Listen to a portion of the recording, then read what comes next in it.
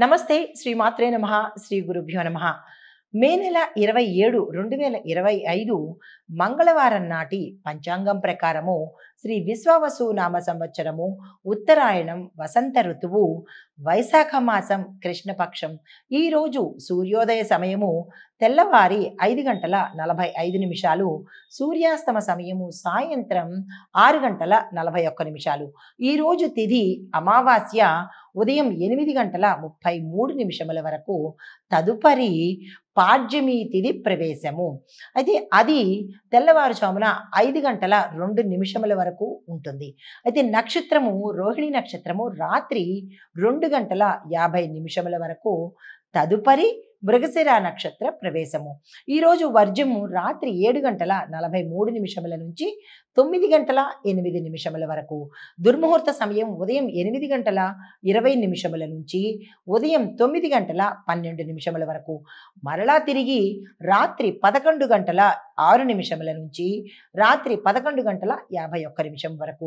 అయితే రాహుకాలము మధ్యాహ్న సమయంలో 2:37 నుంచి సాయంత్రం 5:04 వరకు.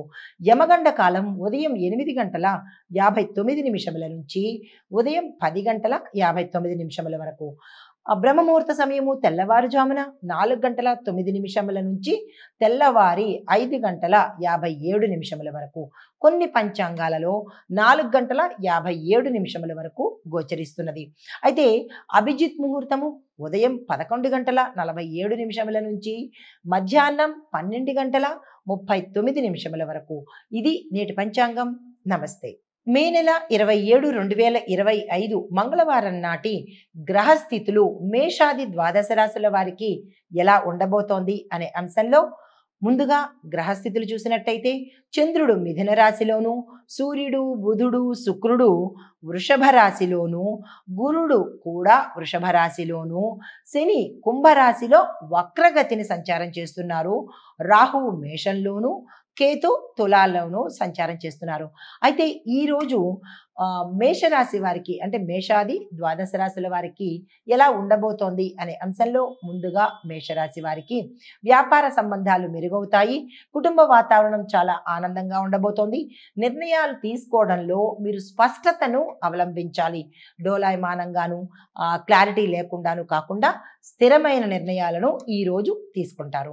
అయితే మీకు చెప్పదగిన పరిహారము చంద్రుడి యొక్క స్తోత్రపారాయణ కానీ చంద్రుడుకు పాలను నివేదన చేసినట్టయితే చంద్రగ్రహ సంబంధిత దోషాలను పోగొట్టుకుంటారు. తదుపరి రాశి వృషభ రాశి. ఈ రాశి వారు విధుల్లో నైపుణ్యతను చూపిస్తారు. మీరు సక్సెస్ ని అందుకునే దిశగా ప్రయాణం చేస్తారు. వాహన ప్రయాణాలు, ధనపరమైన లావాదేవీలు ఈరోజు మీకు అత్యంత శుభాన్ని కలగజేస్తాయి.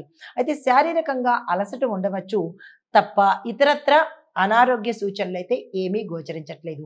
ఈరోజు మీరు ఏ రంగంలో ఉన్న వాళ్ళైనా ఏ పని తలపెట్టినా వ్యాపారస్తుల దగ్గర నుంచి విద్యార్థులు ప్రతి ఒక్కళ్ళు కూడా ఈ రాశిలో ఉండేవారు ఈరోజు ఏ పని తలపెట్టినా సక్సెస్ సాధించే అవకాశం గోచరిస్తోంది.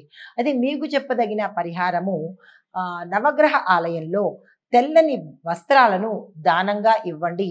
అది కూడా చెయ్యలేని వాళ్ళు కేజింపావు బియ్యాన్ని దానంగా పేదలకు ఇచ్చినట్టయితే చంద్రగ్రహ సంబంధిత దోషాలను పోగొట్టుకోవచ్చు. తదుపరి రాశి మిథున రాశి.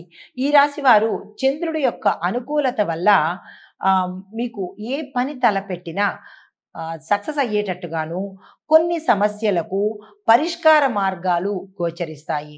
దీంతో పాటు ఉద్యోగస్తులకు కొత్త కొత్త బాధ్యతలను తీసుకోవాల్సిన పరిస్థితి ఏర్పడుతోంది.